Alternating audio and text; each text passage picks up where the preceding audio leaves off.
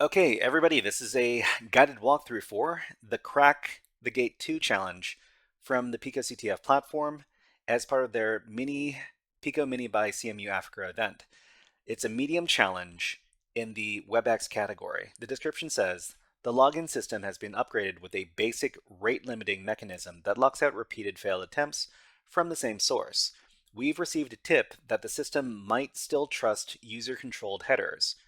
Your objective is to bypass the rate limiting restriction and log in using the known email address ctfplayer@picoctf.org and uncover the hidden secret. Additional details will be available after launching your challenge instance. Okay, let's click on Launched Instance. All right, so we've started the challenge. We've got a website. The website is running here. Can you try to log in? Download the password list here. So we got two links. One is for the actual website, and the other one is for a list of passwords. So what they want us to do is they want us to do some brute force attacks. Let's talk a little bit more about this. Actually, let's go over to the website first. Okay, we got email. It's supposed to be ctfplayer@picoctf.org, and the password is test. So if we tried to do some brute force attacks, log in as test, log in as test2, then we see this message over here. Too many failed attempts. Please try again in 20 minutes. I mean, we can't try again in 20 minutes because the virtual machine that hosts the page, it only runs for 15 minutes. So obviously we need to get around this. Let's talk a little bit more about it. Okay, so what we have to understand before we get going with the challenge is that what we're sending to the server, it's very, very similar to the previous challenge. So our form data is email value, password value. We're still sending it to the login endpoint by post method, and we're sending content type application JSON.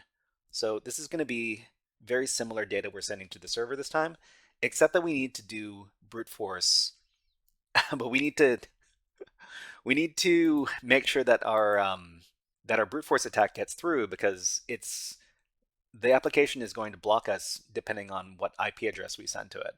So let's talk a little bit more about this. All right, so this is Crack the Gate 2. We're doing brute force protection bypass. Actually, wait. Hold on. Here? Okay, so this is Crack the Gate 2, and in this challenge, we're tasked with brute forcing a user login page. But the app blocks our IP address after 2 failed login attempts. So what we need to do is we need to do brute force protection bypass. We need to log in as the CTF player at picoCTF.org, and we need to use a password list. So we have a username to log in as, and we have a list of potential passwords, but we need to find a way to bypass the IP lockout protection. So one thing that we didn't do is we didn't download the password file. So let's go ahead and do that now.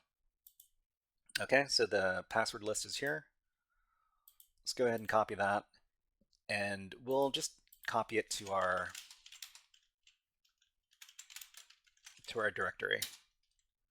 Okay, so if we take a look at the passwords.txt file, it's a list of different passwords that could be used in the application.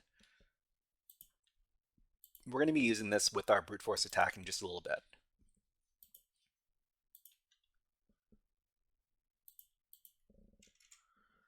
Okay, this is where the X forwarded for header comes in, and one potential bypass for an IP block protection is to use the X forwarded for header, which we can include with our login post requests. So what is the X forwarded for header? It is something it is a legitimate HTTP header, and this header allows us to specify the IP address of the client, and it's often used by proxy web servers to keep track of the original sender's IP address. So when we send web requests, we're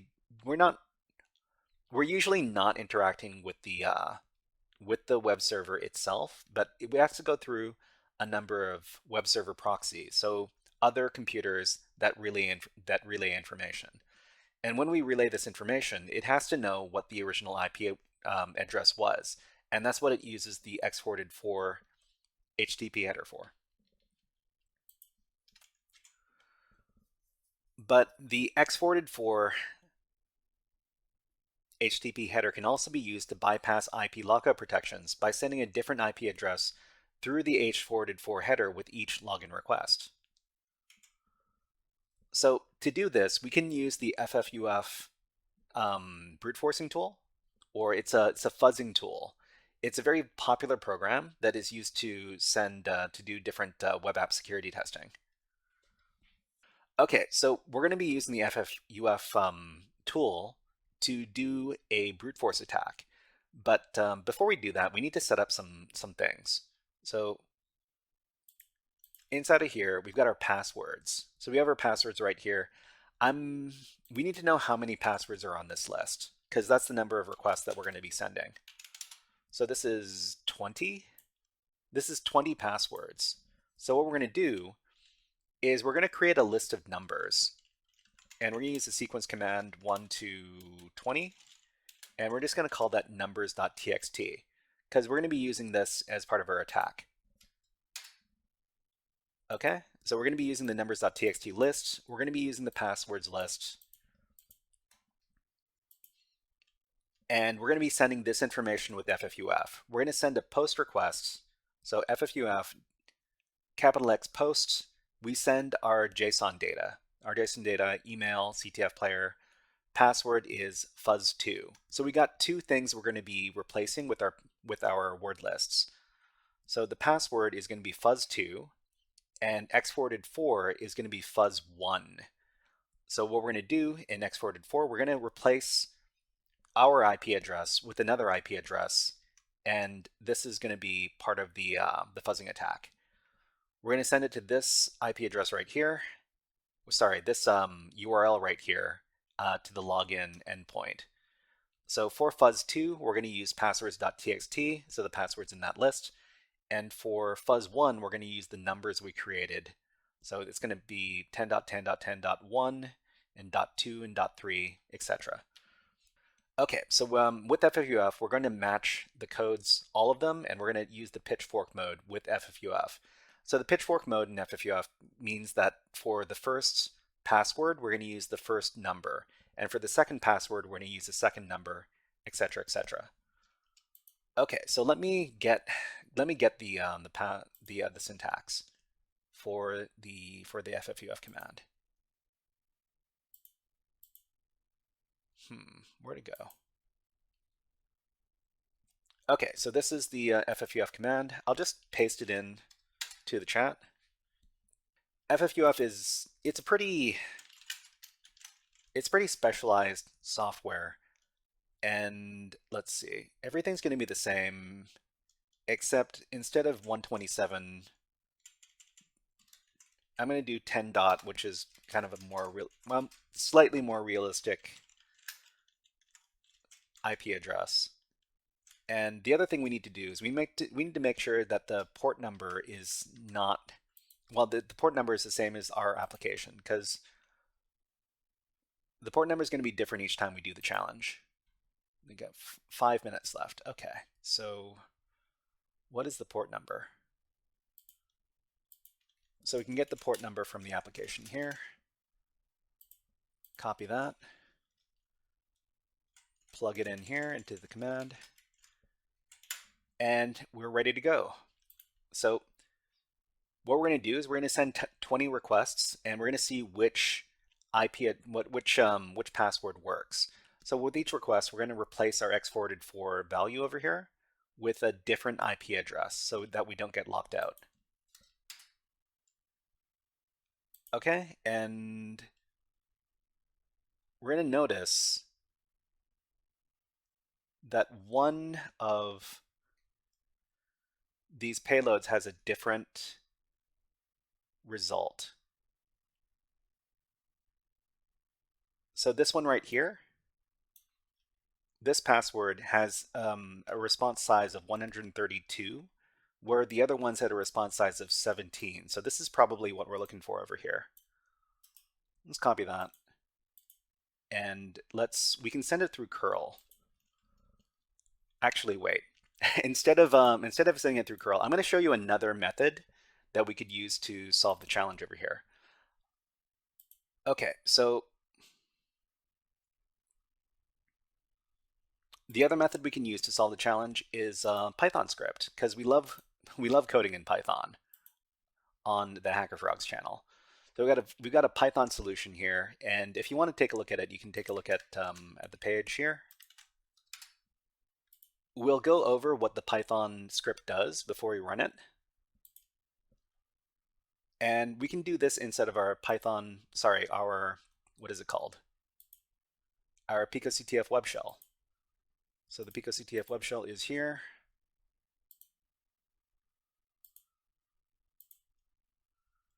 Okay, we got 3 minutes to do this.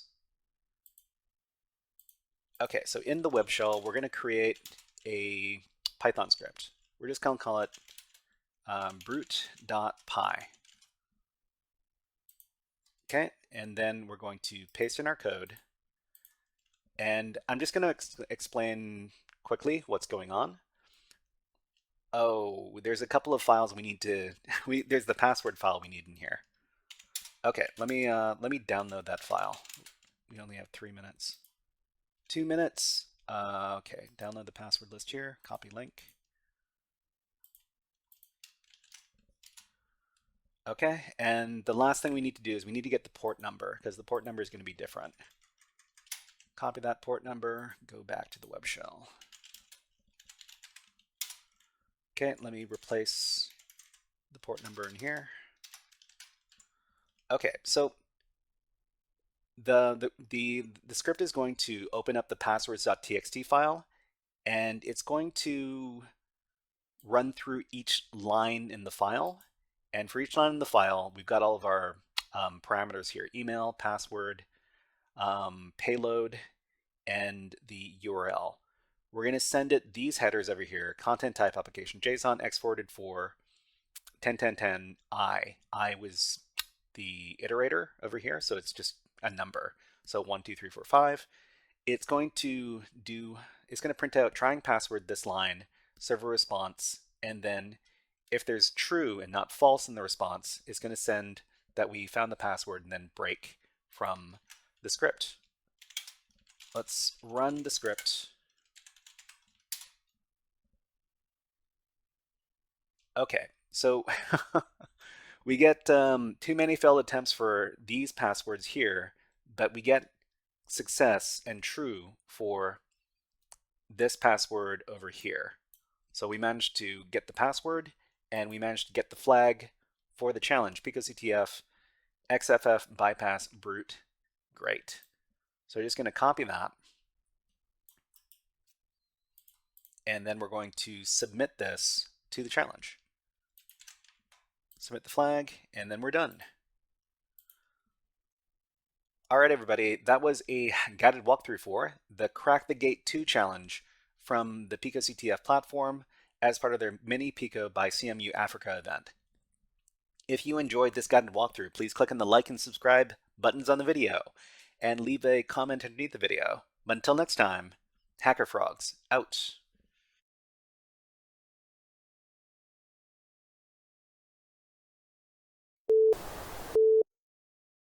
Hey there, HackerFrogs! Are you enjoying this workshop? Learning new concepts and skills? If so, there's a way you can support the channel, and it's totally free. Just click on the subscribe button below the video. Also, click on the like button. And if you have questions or comments on this workshop, please leave them below the video. Thanks for listening. And now, back to our scheduled programming.